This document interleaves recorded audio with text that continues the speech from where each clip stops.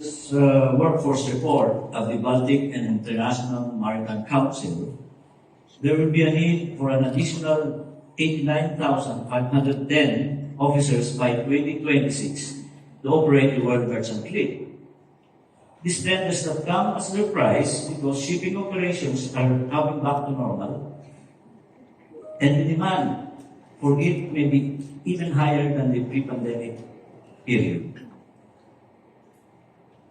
Also, the ongoing conflict between Ukraine and Russia may also affect their ability to supply seafarers, and as such, employers may turn to other countries, labor supplying countries like the Philippines, to source their seafarers. We see this as an opportunity for us to facilitate the development of more seafarers, especially marine officers, in order to catch up with the demand. Could you possibly give us a timeline on how you will respond to the audit of the HAMSA?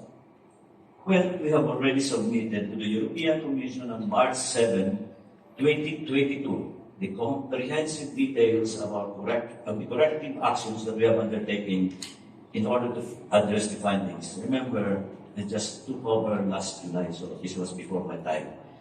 But the 2020 inspection of EMSA in the Philippines pointed out that we need to make improvements in the areas of program and course design, monitoring and supervision of training and assessment, examination and assessment, training facilities and simulators, onboard training, and issuance of certificates. Currently, Marina is focusing on continuous and consistent implementation of the revised policies, standards, and guidelines relating to the evaluation and inspection of monitoring of maritime institutions. New parameters to ensure the availability of facilities and equipment and to effectively monitor the conduct of the onboard training program are being implemented. We have strategic initiatives like the imposition of 5-year moratorium on the opening of new BSME, BS Marine Transportation and BS Marine Engineering programs, automation of the carrying capacity computation for maritime education and training facilities and equipment, institutionalizing of monitoring, evaluation, and learning system, development of electronic training record book, and the development of the onboard training portal. Effective implementation has always been a challenge. Thus, central strategic initiatives aim to facilitate monitoring and review of the implementation of policies, rules and regulations, standards and guidelines. These are expected to be completed by mid-2023. I think you're now have an independent auditor that has come to the Philippines to help you out. Maybe our stakeholders here would be very much interested in knowing what's been happening to your work on Stcw. And going back to my earlier question, would you have a timeline on the implementation of the commitments that you have? Yes, as of now, we're coming into the stage 2 of the independent evaluation.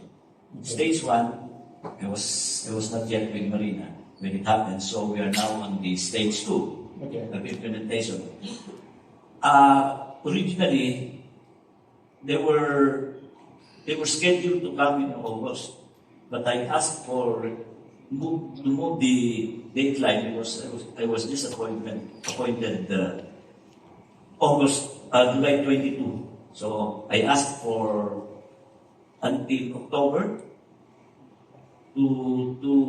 for independent evaluation to conduct another stage 2 of the evaluation. But then it was moved again to December, second week of December, and then after that the panel of other independent evaluators will submit it to the Secretary General, who will refer it to the panel of competent persons. The competent persons will refer it to the Maritime Safety Committee of the IMO, which is scheduled to meet on June of 2023. Do I take it that you're quite confident that we'll be doing again in the white list of the IMO? I mean, with the reiteration of the management level course, which was very controversial insofar as the local seafarers are concerned, we are able to return the course program, which already addressed 7 non-conformities. Okay. There were 15 non-conformities issued by the IE, and out of 15, 7 have been addressed by the management level course. Okay, maybe my last question for you is that we've been talking the entire day of the green transition, green economy. How ready are the Filipino seafarers in that transition? Well, as to the meeting of minimum requirements of Stcw Convention, I can confidently say that the policies and standards are already present. The task for us now is to implement these policies and standards relating to maritime education, training, and certification. But we have challenges. What challenges includes we have insufficient permanent technical personnel to conduct inspection and monitoring of maritime institutions. At the moment, there are 83 maritime schools, 84 training centers, and 32 assessment centers. The proposed marina organizational structure and staffing pattern plan has been submitted to the higher authorities so that we could increase the capacity of Marina as maritime administration. We also have continuous capacity building for our marina technical personnel. And also one of the concerns is the frequent changes in the leadership in marina. There have been 5 administrators or officers in charge who took the helm of marina in a period of 6 years. I am the 6th. This contributed to different policy directions and ultimately affected the sustained implementation of policies and standards. We have suggested that for